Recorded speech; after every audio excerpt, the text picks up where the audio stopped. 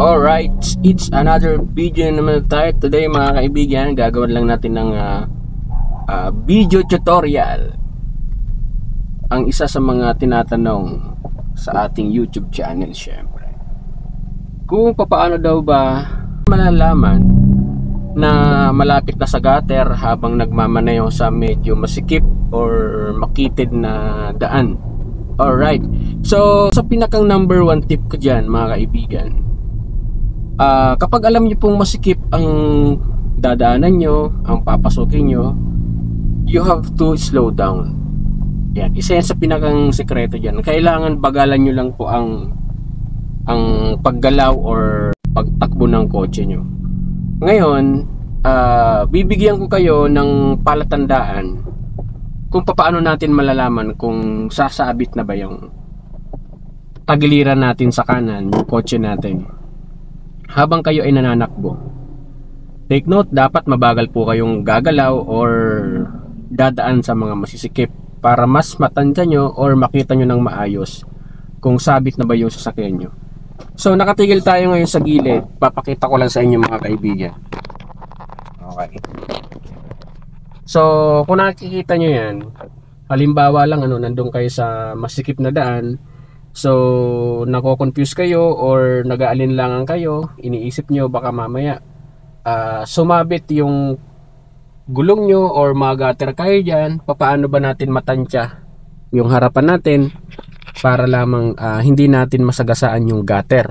Unang-una, okay, pag nag-check kayo sa side mirror, makikita nyo dyan dapat may pagitan or space. Kaya katulad yan, medyo tamang-tama lang yung pagitan nya. Ayan yung space nya na yan. Okay, so makikita natin na hindi pa siya tumatama sa gilid or hindi ka pa nahuhulog sa gilid ng gutter. Ngayon, dito naman sa harapan, kung mapapansin natin yan dito, ayan, yung pinakang center na to mga kaibigan, ito. Ayan. Tapos yung gilid ng kalsada, dapat dito mo siya makikita. Ayan, sa gitna. Habang nakaupo ka dito sa driver seat, ayan, dapat ang point of view mo dyan, dapat yung center nung gilid ng kalsada, nandito mo siya makikita. Ngayon, kung bababa tayo sa actual na scenario kasi niyan, dito kasi sa side mirror parang ang sikip, no?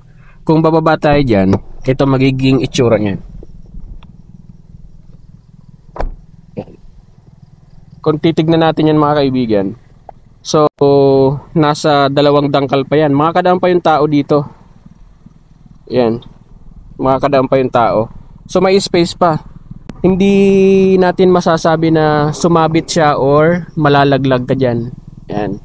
So basta sisiguraduhin mo na pag checkin mo sa side mirror, may space dito kahit maliit, dahil sa actual scenario niyan mga kaibigan ay maluwang pa yan.